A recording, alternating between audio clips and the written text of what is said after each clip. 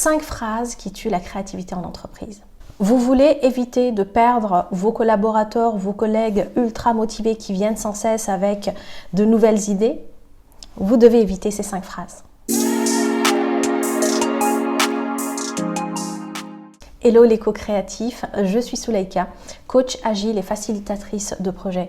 Dans cette vidéo, je vais vous parler des 5 phrases qui tuent la créativité pour ne pas les dire à vos collègues, à vos collaborateurs, aux gens avec qui vous travaillez. Avant cela, je vous invite à vous abonner à cette chaîne dédiée aux entrepreneurs, aux professionnels qui misent sur la productivité, la créativité.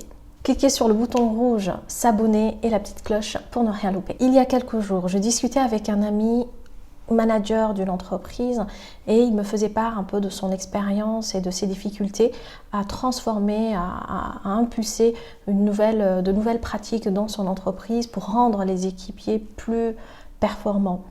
Et il s'avérait qu'il était sur la sortie finalement, il voulait quitter sa boîte parce qu'il n'était pas écouté. Vous ne pouvez pas imaginer les conséquences que vos phrases, vous en tant que manager, en tant que chef d'entreprise, vous pouvez avoir sur vos collègues, vos collaborateurs qui sont ultra motivés. La première phrase à éviter, c'est « ça ne se fait pas ». Pourquoi vous dites ça?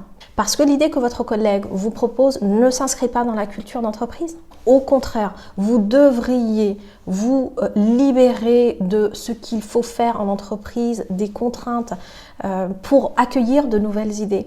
Pourquoi? Parce que tout simplement, l'actuelle entreprise ressemble beaucoup à celle des années 70, de la période industrielle, où on devait tout standardiser, où le monde de l'entreprise était tout gris, tout terne. Aujourd'hui, des entreprises de plus en plus innovantes proposent de nouvelles activités, par exemple pour leurs salariés. Mais c'est parce qu'elles ont osé le proposer. Donc, on évite cette phrase. Deuxième phrase à éviter, ça coûte trop cher. Quelles que soient les raisons qui vous poussent à dire cette phrase, je vous conseille plutôt d'accueillir cet élan créatif. Et seulement après, vous pourrez faire un arbitrage. Plutôt que d'avancer tout de suite la contrainte budgétaire que vous avez, je vous invite d'abord à accueillir l'élan créatif. Et seulement dans un deuxième temps, vous allez pouvoir arbitrer et prendre en compte la réalité de votre entreprise. Mais vraiment, prenez cela en 2 temps. La troisième phrase à éviter, ça ne marchera pas. À moins que vous ne soyez devin, vous ne pouvez pas le prédire. Et souvent, quand vous dites cela, vous transposez vos propres peurs sur l'autre et du coup, vous le censurez aussi. Donc, je vous conseille de passer en mode expérimentation et de prendre du recul par rapport à cela. Quatrième phrase à éviter, ça ne correspond pas aux attendus. C'est une phrase que j'entends souvent au sein d'une équipe projet qui doit rendre un livrable pour un client notamment. Elle veut toujours s'en tenir au cadre préétabli.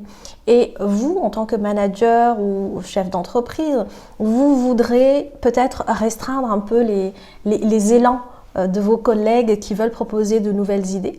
C'est un peu dommage parce qu'avec une proposition alternative, donc vous avez la proposition initiale, vous pouvez aussi faire cette proposition alternative et cela permettra au contraire aux clients d'explorer de nouvelles possibilités et ce sera tout bénéfice pour vous. Cinquième phrase, ce n'est pas sérieux. Vous savez, quand vous dites cela à un collègue, il entend « vous êtes ridicule ». C'est justement la pire chose qui vraiment inhibe la créativité au sein de l'entreprise, c'est le fait de passer pour ridicule et de perdre en crédibilité. Et c'est pour ça que les collaborateurs, les salariés n'essayent même pas d'avancer leurs idées.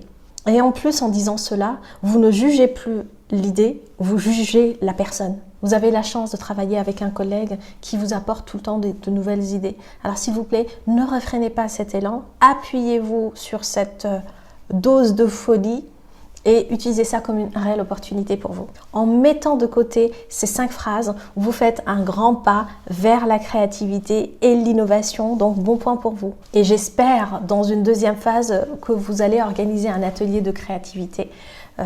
Bon, ça c'est la prochaine étape. En attendant, n'hésitez pas à me mettre en commentaire toutes ces phrases que vous avez entendues qui vous ont sapé peut-être à un moment ou un autre votre élan créatif, votre motivation, votre enthousiasme. Mettez un j'aime à cette vidéo pour m'encourager et n'hésitez pas à vous abonner aussi. En attendant, soyez créatifs, soyez liquidés.